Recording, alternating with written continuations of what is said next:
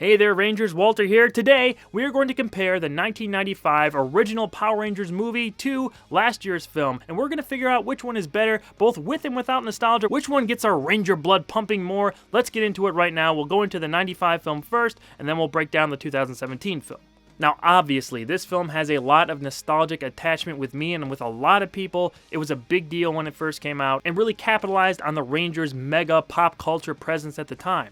Through the very beginning of them jumping out of the plane and fighting Ooze, and all the different look of everything from the show, everything's upgraded with a bigger budget, including the costumes and the look of everything. I really enjoyed this film back then, and it still holds up in some ways. The costumes are awesome. Now, this is a movie version of the costumes. I know that these are actually really heavy, but nowadays I'm sure they could make them lighter, and I really, really love this version of the costumes. They're much more like armor, and they're much more believable in a fight instead of just spandex, you know? And I love the original version of the Power Rangers costumes, obviously. I mean, I've worn them on several occasions, but the movie version was more practical, and it just had a sleeker look to them that I really enjoyed. Let's talk about Ooze. Now, Ivan is an iconic villain now that he's been, out there for 23 years since this movie came out in 1995, and very unique and a cool adversary for the Power Rangers. We didn't just have, Zed and Rita fight the Rangers in the movie. They upped the game, and they brought in Belloc from Raiders of the Lost Ark as Ooze, and they had him out there as a very charismatic and powerful villain who another team of Rangers actually sealed away, and he knows Zordon. He comes into the command center and takes him out for most of the movie, so he's a definite threat to the Rangers right away, and, like I said, he's very charismatic, and at some points, pretty funny villain.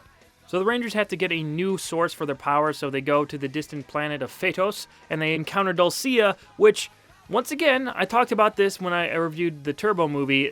This is a very sexualized character for a kid's movie. Dulcia's not wearing much in this film. They, of course, eventually find the great power, after being transformed into their ninjetti suits, which you see later in Season 3 of Mighty Morphin. And when they get the great power, they actually just turn back into their original costumes. Original from this film, which is kind of weird. I know they were trying to match up with what was coming in Season 3 with the different powers, and they were going to be keeping the same costumes. But I thought this was really a time where they could have maybe changed the costumes. We had 2 full seasons of them looking the same way. And if there's actually a best point for them to change their costumes up, I think the movie would have been a good opportunity to do that. But ultimately, it wasn't really in continuity with the show. The end goal still happened, in this movie, but it happened in a different way at the beginning of Season 3 of Mighty Morphin. While the movie didn't exactly match up with the TV series, it didn't have to reintroduce everyone to us. We knew who the Rangers were, we knew who all the characters were. The only big character that was introduced here was Ooze, and that kid Fred, and his dad. Oh, and the pig, the random pig guy they put in there, which still don't really get why he's in there. But at least we got to see Goldar in there for a long time, so that was nice. Now, when the Rangers bring out their new Zords, I know that it's all CG. It's mid-90s CG. It looks terrible. The bug monsters they're fighting look terrible. It looks really bad by today's standards. Back then, it was something different. They were trying to upgrade the look from the guys in costumes, which I really enjoy. I just, for some reason, I don't know if it's because I like Godzilla growing up or something along with this, but I just loved seeing, these guys, shot in slow motion fighting in these big robot costumes. I always thought that was, a little bit of a better effect and just cooler. But here, they went with the early CG stuff, which was nice for a short-term thing to make it seem different from the show, but ultimately, it doesn't really look great. I really feel bad that Jason, Zach, and Trini weren't in this film. They put in almost 2 full seasons as the original Black, Red, and Yellow Rangers, and it really would have been cool to see them actually in the movie. I love Adam, Rocky, and Aisha, but it just would have been nice to see the original gang up there on the big screen for the first time. So the 95 movie is still enjoyable. It's not as good as the TV show in my opinion, and of course, there are things that really, really don't hold up in it. But watching it from a nostalgic perspective, I think it's still fun. I like it better than the Turbo movie, that's for sure. And I just really love those costumes. I think that's kind of the highlight of the film for me, is the armored Power Ranger suits that we see here. And there are moments that I really like in it. I like Ooze. I love the look of everything. Everything looks much more expensive except for the Zords. But all in all, it's still watchable, which is the bottom line. And I think kids now would probably still enjoy it if they're fans of the Power Rangers, or if you just show it to a 6-year-old or something, they'll probably still really like it. But is it better than last year's Power Ranger movie? That's what we're going to find out right now. This is only the second time that I've watched 2017's Power Rangers. I saw it once in theaters. I wasn't super inclined to go back. I probably should have at least seen it one more time in theaters, but I didn't have a chance to do that, and I saw it on Blu-ray at home. And I gotta say, overall opinion right now, I really like this film the second time through. There's a lot of stuff that I didn't like the first time that I mostly forgave watching it this second time around, and the stuff that I liked more. Let's get into the specifics why, though. Now this was aimed more towards, obviously for kids and stuff like that, but also towards the kids who grew up watching it, who are adults now, like 30-year-olds, you know, people in their late 20s. They actually try to appeal to us in this film, and it's more of a dramatic movie for sure, among other things. I need to say that I love the opening flashback to prehistoric Earth with the, you know, the prehistoric Rangers. Zordon was the Red Ranger. I love that idea. I love that Rita was the Green Ranger. I love that they had a connection before that they were friends and everything. And it just adds so much more depth to their relationship, and why Zordon and Rita fighting is kind of tragic. They're looking for the Zeo Crystal, which is, I still just, oh wow, they just throw out the Zeo Crystal. I mean, that's, you know, obviously the second version of the Power Rangers, and that's what they're all after throughout the whole film. It's a fantastic opening, and I thought set up the movie in a really strong way. I think the best part here are the Rangers themselves. Their interactions with each other, they're all very different, and they're all given time to develop throughout the film.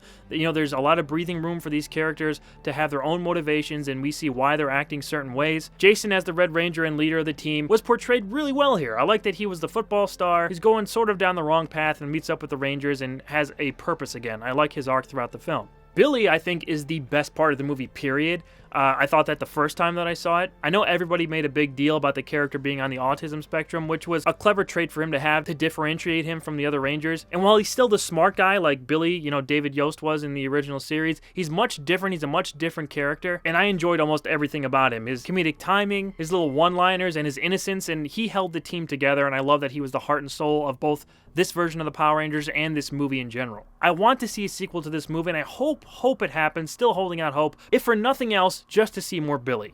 The first time I saw this movie, I really did not like Zach. Are you crazy?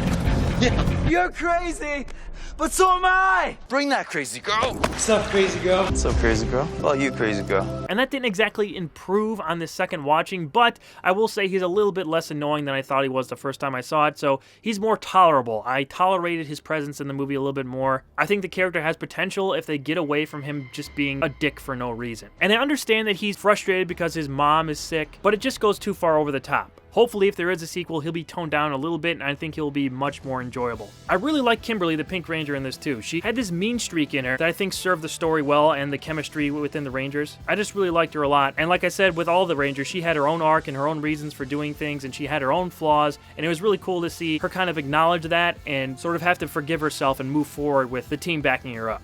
Trini is just as badass in this movie. I really like her character. She doesn't say much, but when she does, you know that it's something important. So I really like her character too. I liked all of the characters. I like how they all bounced off each other. I like that she, you know, Trini had her own backstory just like everyone else did. And this was just cool to see them all come together. That campfire scene actually worked out really well. I liked it even better the second time around. And it just makes me want to see these actors interact again in a new movie. I really hope that they make another one. I mean, there's potential there for it to be really good and improve on the things that weren't as good in the first film. I'm still holding out hope. Elizabeth Banks as Rita, I thought was a really strong villain the second time around. That was one of the things with the first time I saw it. I thought that Elizabeth Banks was not the choice to play Rita, but I pinpointed why I didn't like her that much. It was that first scene where she's eating all this gold in that jewelry store, and I just really don't like the way she's acting in that scene. But from there on out, she calms down and is a really fun villain. And like I said before, there's this history with her and Zordon, so there's more meaning to everything that happens with her. Now, the movie is still definitely far from perfect. There are things that just stick out when they're trying to be so serious and they try and do this goofy thing, like with the nuns who are blissfully unaware of Zach with his sword behind them almost hitting the bus they were on. And there are other instances too, like the stuff with Krispy Kreme. They kinda, I mean, yeah, they didn't kinda, they really overdid the Krispy Kreme product promotion in this. Jeez, that really stuck out like a sore thumb. But it's flaws I could forgive for how hard they really tried to make this a high quality film. The effort is definitely there. On the rewatch, I actually really liked Zordon. The first time, I liked him, but I was kind of back and forth on some of his motivations, but he has a lot of character flaws too, just like the Rangers do. And he's trying to get out of the wall so he could become the Red Ranger and lead the team. And there's this kind of almost unspoken rivalry between him and Jason. And while he's still trying to mentor them, he's also not 100% believing in the capabilities of this team. So it's fun to see Zordon frustrated and angry. We never saw that in the original series. And he's still mentoring the Rangers and stuff, of course, but I just thought it was a nice extra level to him that they added.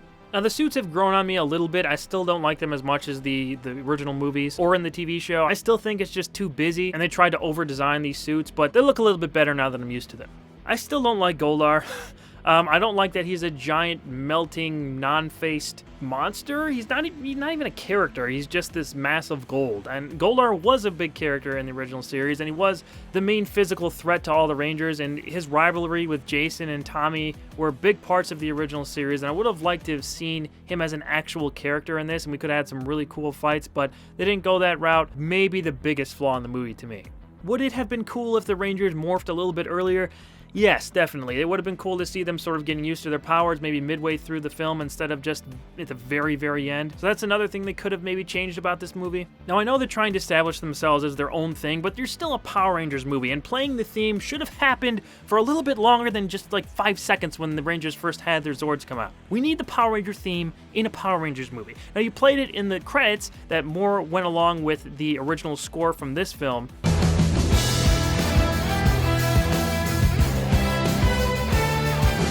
And I liked that a lot. Why didn't you play that in the movie? I mean, it's the Power Rangers theme song. It's one of the biggest parts of the brand, period. It needs to be played. When the Megazord first rose up from the pit, that was the moment. That was the moment you should have played the song, and it should have been for a full 30 seconds.